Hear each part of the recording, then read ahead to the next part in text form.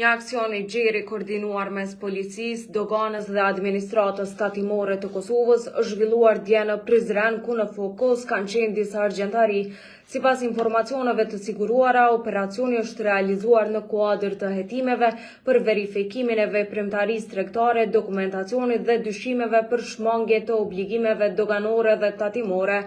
Aksioni është zhvilluar pas një hetimi disa mujor dhe nën koordinim të krimeve ekonomike, prokurorit të shtetit, njësisë kundër kontrabandës dhe ATK-s.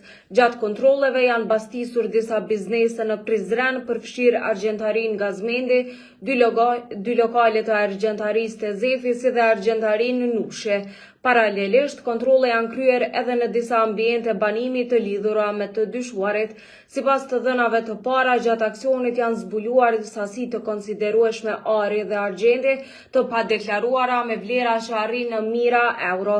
Në total, autoritetet kanë sekuestruar rreth 3 kg e 775 gram arë me vlerë të përafërt rreth mbi 450.000 euro, si dhe mbi 4 kg argjend të padeklaruar. Gjithashtu, gjatë kontrollit janë zbuluar edhe armë pa leje në 2 raste të ndara, për të cilat janë hapur procedura penale nga policia në Prizren.